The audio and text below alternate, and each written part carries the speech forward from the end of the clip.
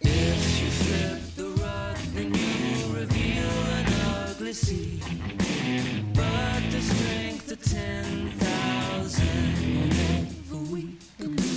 Which is like a razor blade, you carve me half and half. Oh, I better wait to kill the time. Didn't you read it in the detail? That if you're idle, then you're welfare. Now you want to know an answer. Well, if you dance, then you're a dancer.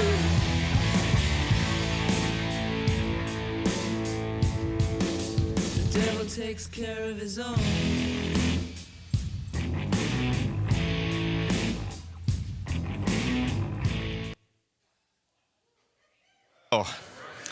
So we wanted to introduce you to the worship song we're going to be starting next week.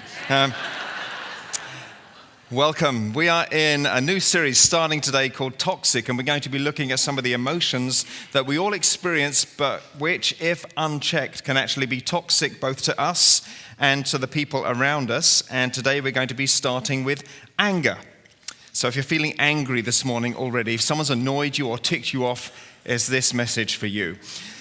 Anger can sometimes be good and appropriate, and other times it can be sort of funny, and even other times not funny at all. I want to tell you about the first time I remember being really angry on behalf of someone else. This is when I was in primary school. I think I was 10. In England, we have primary school from age 5 to 11, then we have secondary school to age 18, and then everyone goes to Hogwarts after you. Hello. Just kidding. I'm just kidding. You go to Hogwarts when you're 11. Pay attention, people. But anyway, I was in primary school and 10 years old, and there was a kid in my class, and his name was Hal, and Hal suffered from a number of deficiencies. He was mentally challenged, and he also had some physical disability with a hip. So he used to walk like this with a very sort of strange gait. And there was another kid in the class, and I remember this very vividly. We were out on the playground one day, and this other kid was just mocking Hal. Hal was the name of the kid. And just mocking him and sort of mocking his walk and mocking his speech and just giving him the hardest time. And I just started getting really angry at the way this kid was treating Hal. And I said, stop. And he just carried on. I said, I'm telling you again, you better stop. And he wouldn't stop. And so I raised my fist and I punched him right in the face, and the righteous fist met the unrighteous face of Hal's tormentor. So I punched him in the name of the Lord, and he just went down. Like, I don't know if I knocked him out or whether he was just a wimp or whatever, but he just went down like a tree falling. And I was like, well, all right. Anyone else got anything to say to Hal? And like, no, we're good. And so I got a reputation in the school as a bit of a bad donkey, a bad boy in the school, which was okay for a while, but this was when I was 10, and for some strange reason at age 10, I stopped growing completely. And until I was age 13, no, I did pick it up again later. Don't, really? That's a bit unkind. So at age 10, I stopped growing. At age 13, things kicked in again, and I grew to the massive 5'7" that I am now. So I became less intimidating as everyone else grew past me. But I still look back on that moment with Hal and his tormentor with some fondness. And I don't know if that's wrong, if I should have regret that, being a pastor, I'm supposed to be good and kind. But that kid deserved a punch in the face for what he was doing. And I was standing up for the oppressed with the right hand of judgment. So I think that was righteous anger. I was remembering just this morning, as we were backstage, going to a restaurant. This is when I lived in California. Going to a restaurant with a friend of mine, a fellow martial artist, who had, anyway, his name, let's think, I'll call him Reg. That's not his real name, but I'll call him Reg for the sake of it. We went to this restaurant in Los Angeles, and it was a theme restaurant called Ed DeBevick's. Has anyone ever heard of Ed DeBevick's? Anyone ever been to Ed DeBevick's in Los Angeles? You can't go now because it's closed, but, oh yes, Kathleen, yes. So this was a great restaurant, and it was a 50s themed restaurant, so hark back to the Fonzie comments of last week. So I was very enthusiastic about this, and all the waiters and waitresses are going around on roller skates, which is fun. And then at every half hour, there's a break where I think they take off the roller skates, they leap up onto tables, and they perform a number. I mean, who wouldn't want to eat dinner in a place like that? It's just hilarious. So I went there with Ron, and we were a little bit early. The rest of our party hadn't arrived. And what Ron didn't know, but which I did know, was that the people in the restaurant, as part of their shtick, they deliberately insult the guests. And Ron didn't know this, but I did know this. And I hadn't thought to tell him. It wasn't a plot on my part. I just didn't think to tell him. So we were waiting for people, and Ron was just sort of leaning against a table while we were waiting. And this girl roller skates over, very intimidating, wheeling towards us. And she said, "What the heck do you think you're doing? Get off there. If you can't stand up straight, get out." And Ron's face just went red, and he was ready to fight somebody, because that was just so rude. And I said, Ron, come down, it's okay, it's all part of the act. They're supposed to be annoyed. And he was like, well, all right. But I could see he still wasn't all right. It took a while for the adrenaline to die down. So that was kind of a funny anger. How about not so funny?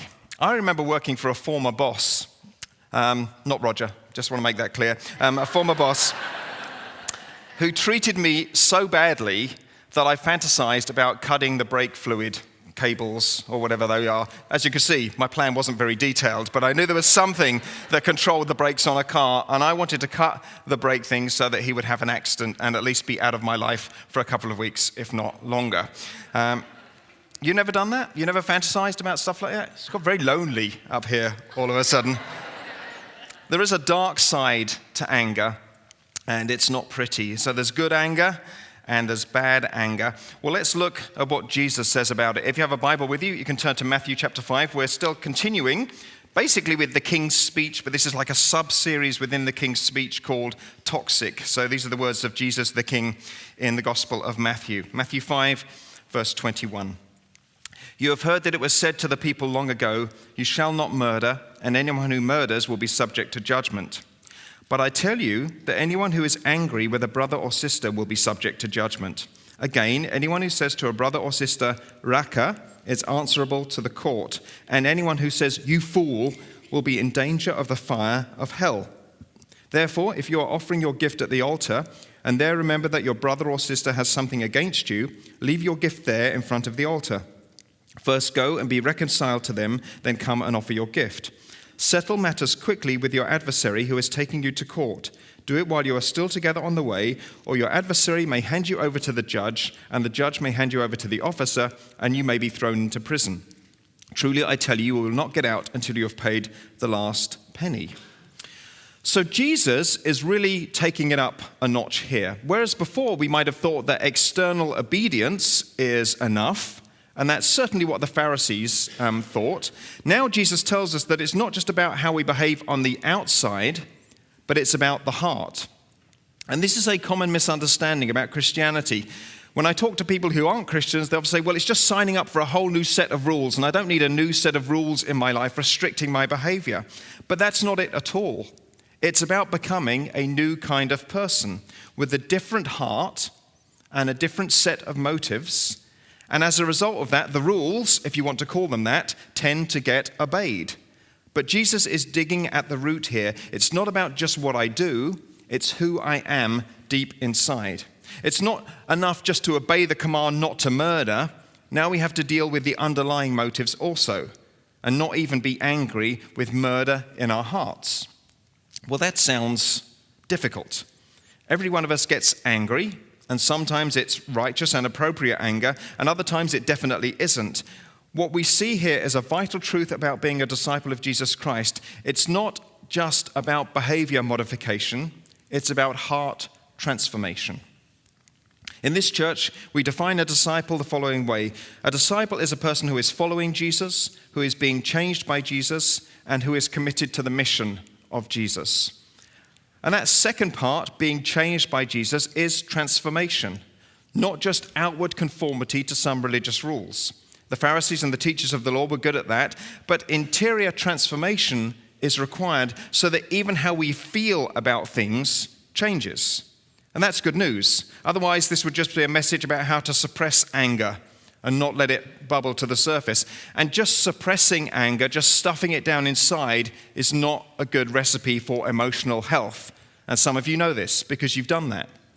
What happens with people who stuff anger inside and don't resolve it is that it builds and it builds and it builds. And I think we as Christians may be more prone to this than other people, because we somehow have got it into our minds that we shouldn't be angry as Christians, that we should be meek and mild and should put up with anything because we're just trying to be nice, Jesus' little sunbeams on this earth. And so anger is sort of an unacceptable emotion for many Christians, so we deny it and we stuff it down inside. But then what happens is someone will just do one more tiny thing and we snap. And the person's like, where the heck did that come from? Like, that was so utterly disproportionate to the offense. And what they don't know is that all along your stomach has been keeping count. And it's all been stored up, ready to go. And when finally this straw that breaks the camel's back is laid on you, boom, then it erupts and it's completely out of proportion to the offense.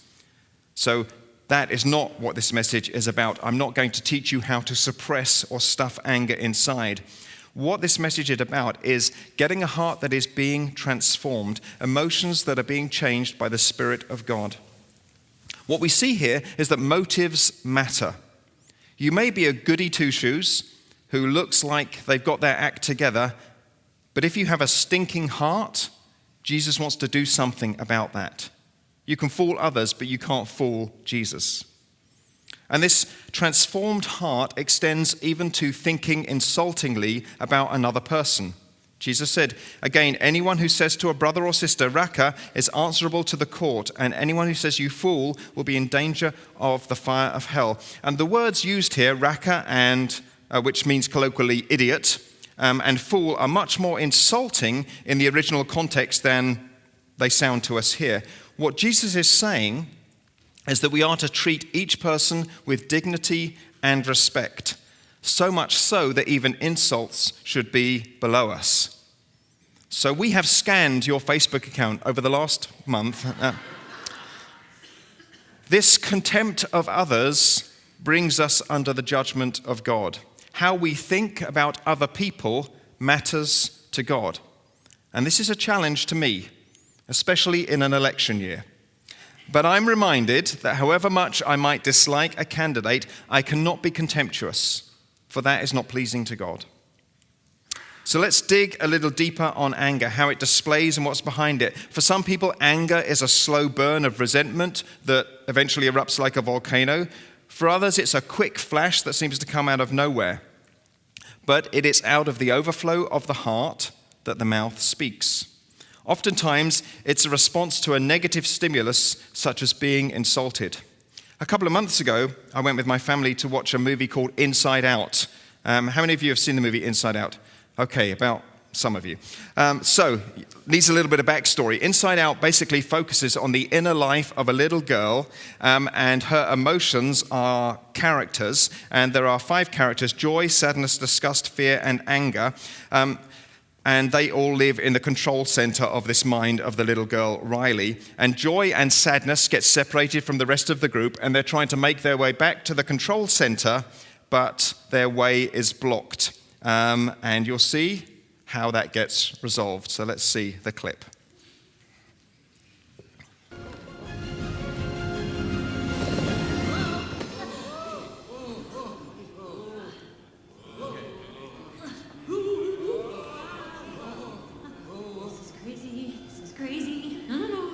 Be positive. I am positive this is crazy. Now!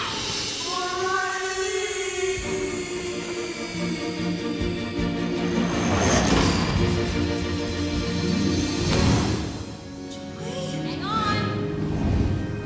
Oh, I wish Joy was here.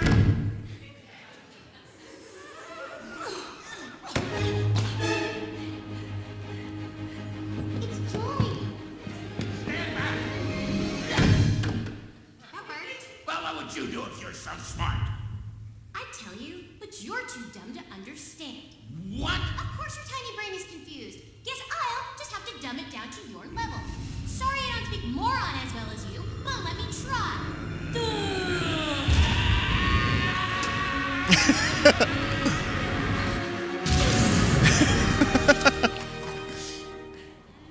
Oh, they took it back. Think you're really messed up. We found this See, I told you anger could be helpful.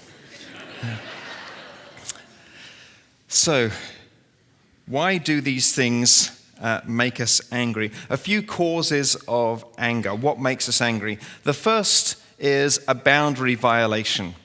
When people violate one of our boundaries, it can cause us to become angry as a self-protection mechanism. We have boundaries. For example, we want to be treated with respect, and if we aren't, then anger. Or we have an intimacy boundary, and if someone violates that boundary without permission, then anger. If you hug an English person without asking first, anger. I'm just kidding. You just feel free. You go find one somewhere. So boundary violations are definitely a cause. The second one is selfishness and goal blocking.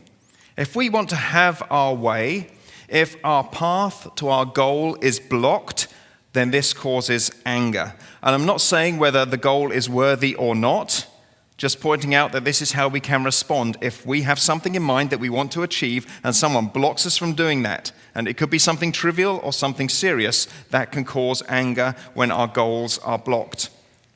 The third cause of anger, and this is not an exhaustive list, is smoldering unforgiveness. A long-held resentment against a person that requires just a little spark to blow it up into a raging fire of anger.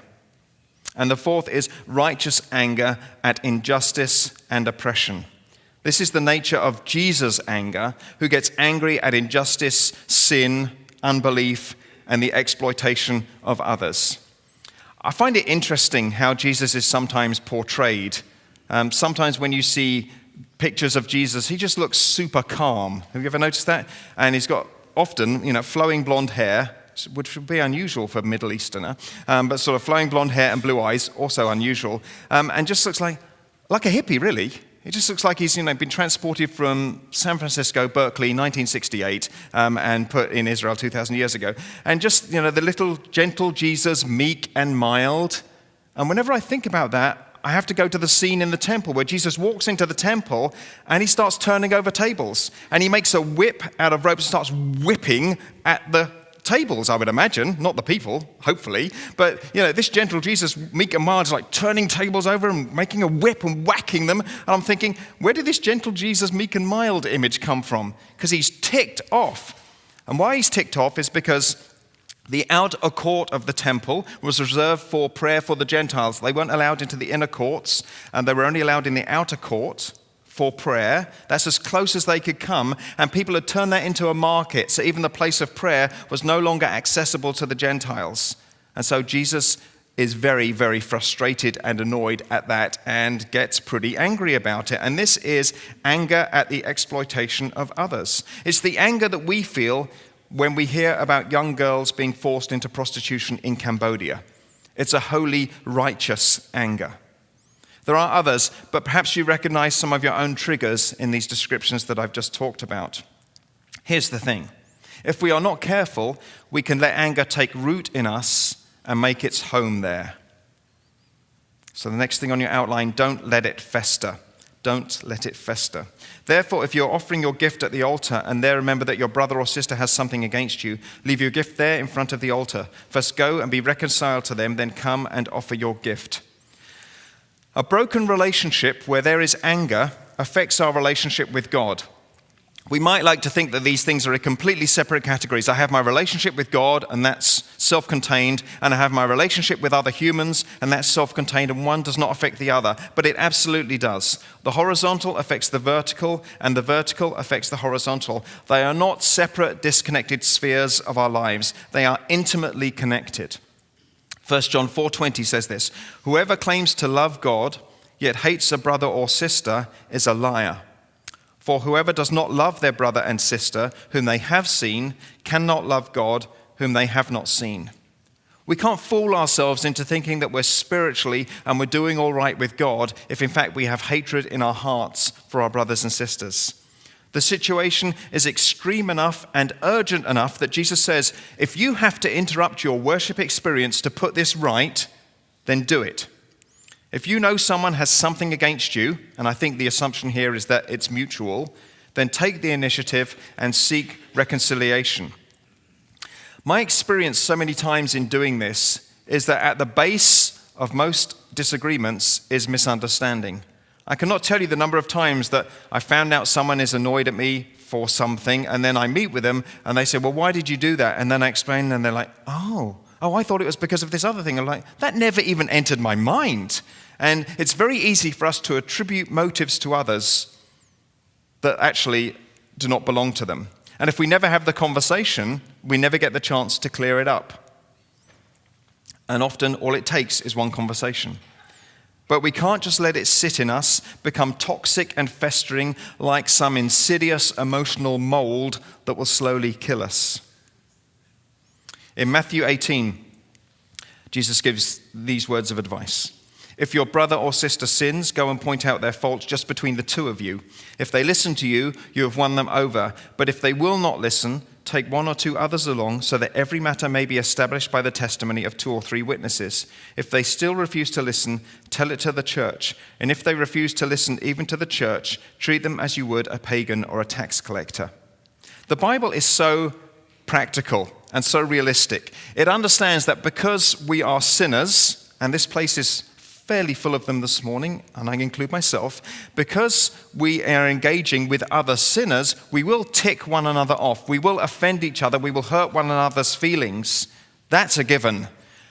But the Bible has a process and a mechanism for resolving that. How much heartache would be spared if people simply followed these clear instructions? But instead, when someone makes us angry, we spread poison about them around town and endanger other people's spiritual lives with the spores of our anger. Because that's what we do. If we don't follow the biblical advice, we go to our best friend and say, you won't believe what this person did to me or said about me or whatever it is. And now they're angry at this person on your behalf, and sometimes angrier. And you might eventually get to resolve it with that person, but your friend who you told about it probably wasn't there for that resolution, so they're still angry. And you sort of infected them with your anger, and it stays with them. It's a dangerous thing to do. Malicious anger is so evil, and God's judgment on this so certain, that we should do all in our power to end it. A heart that is being eaten up by anger is not a heart that is surrendered to God. Now, I understand that there is a psychological payoff to holding on to anger and resentment. Some of us, we just want to stay angry. We use it to explain our own bad behavior. Well, you may think I'm out of order, but if you knew what had been done to me by this person, you'd understand. And we use it to excuse our own bad behavior. Don't you judge me. If you know what had done to me. And so we nurse our anger like a little pet, not realizing that it's going to become a monster and devour us. So how do we get a grip on anger? I have some practical and some spiritual advice. Here's a sequence that you can do. And of course, you've got to be calm enough to think about doing a sequence, but let's hope. So firstly, determine the underlying demand behind the anger. Because usually behind every feeling of anger, there's an underlying demand. Secondly, assess if it is a reasonable demand. And thirdly, respond accordingly. And I'll give you some examples. If I go somewhere and somebody treats me extremely disrespectfully and insults me, the demand beneath my anger there is, I want you to treat me with dignity and respect.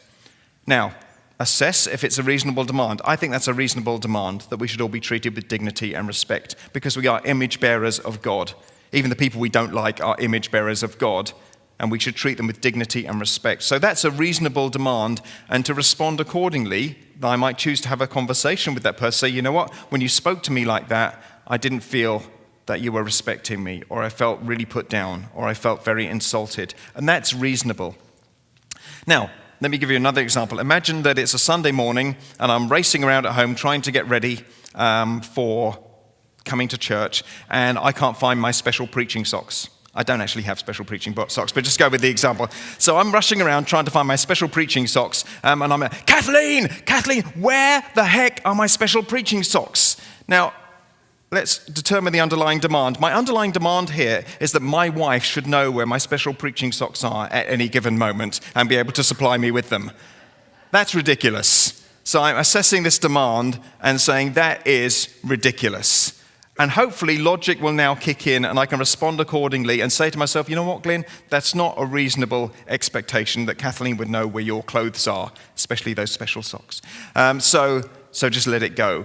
And hopefully logic can be the beginning of the emotions starting to come into line. That's the way it works for me. If I understand that I'm being ridiculous, that will start the de-escalation of the emotions. When other people frustrate us, it's worth bearing in mind this quote: "Be not angry that you cannot make others as you wish them to be, since you cannot make yourself as you wish to be." Let me read that again from Thomas à Kempis. "Be not angry that you cannot make others as you wish them to be, since you cannot make yourself as you wish to be." Good anger can be useful. It protects us. It lets us know when something is not right. It moves us to action. It can cause us to change the situation that is making us appropriately angry. But if your anger is bad anger, then a different response is necessary. And I want to give you a really practical tip this morning. Let's see, will everyone be physically capable of doing this? I think so, we'll try it. So, I would like you to open your mouth, like this, open your mouth. Here's my really practical tip for your first step in dealing with anger. Do this. So, that will save you from a lot of trouble. And I say this with the utmost respect, conferring upon you the dignity as image bearers of God, just shut your mouth. I mean, how much trouble would we save ourselves if in the moment of anger we were just like, and just take a moment to think or count or whatever you need to do, go make a cup of tea, whatever you need to do to think through what your response is. Because really our goal is to respond, not to react. A response is a conscious choice of how I'm going to deal with this. A reaction is just instinctual. But the spiritual advice is to surrender it to the Spirit of God. To pray, God, dissolve this anger away. Take it to the cross. At the cross, the sin of what they did for me is paid for. The sin of my bad anger is paid for. And the Spirit of God, as described in Galatians chapter 5, is the spirit of love, peace, patience, kindness, gentleness, self-control. All of these things are wonderful antidotes to anger, particularly self-control. These cleanse the soul from anger. It may need frequent surrenderings until finally the anger loses its grip on you, but it's worth it because it's toxic. You may find yourself figuratively walking to the cross, multiple times per day, and just like, oh God, help me not to get so angry. God, send your Spirit. God, dissolve this anger away from me. You might find yourself having to do that time and time and time again. But if we are open to the Spirit of God working in our lives, that will have an effect. It needs to be resolved because unresolved anger creates an intense desire to destroy something. Have you noticed that? Okay, let's just have a moment of confession here. Have you ever destroyed something in a fit of anger? Come on, raise your hand. See. All right, those of you sitting next to those people, just move a little further away. But this is a story as old as time. In the beginning of the Bible, Genesis chapter 4. But for Cain and his offering, he, the Lord, had no regard. So Cain was very angry and his face fell. The Lord said to Cain, "Why are you angry and why has your face fallen? If you do well, will you not be accepted? And if you do not do well, sin is crouching at the door. Its desire is for you, but you must rule over it." Cain spoke to Abel his brother, and when they were in the field, Cain rose up against his brother Abel and killed him. One of the earliest stories in all of the Bible, anger leads to destruction. But our call as Christians, as followers of Jesus Christ, is different. In the book of James, we read this: "Know this, my beloved brothers, let every person be quick to hear, slow to speak, slow to anger. For the anger of man does not produce the righteousness of God." And in Colossians, "But now you must put them all away: anger, wrath, malice, slander, and obscene talk from your mouth. Put on then, as God's chosen ones, holy and beloved, compassionate hearts, kindness, humility, meekness, and patience, bearing with one another. And if one has a complaint against another, forgiving each other, as the Lord has forgiven you, so you must also forgive. Don't carry this burden of anger any longer. It is something that you can separate from yourself and lay down and lay it at the cross and surrender. Give up your desire for vengeance. Do not allow the toxicity of anger to remain in your life. I'm going to pray, and if you're angry, you better pray too. Let's pray together. Lord God, it really is a challenge that it's not just good enough to look right on the outside and to look as though we're good Christians, but inside have toxic hearts that are filled with anger. And Lord, you know that that's a struggle probably for many of us, that there are just situations or people, and we just feel it flaring up inside us. But God, we want to surrender that to you this morning. We acknowledge that anger can be toxic, and that bad anger should have no place in our lives. So Lord, cleanse our hearts. Help us to surrender this anger to your Spirit and dissolve it away. In Jesus' name, amen.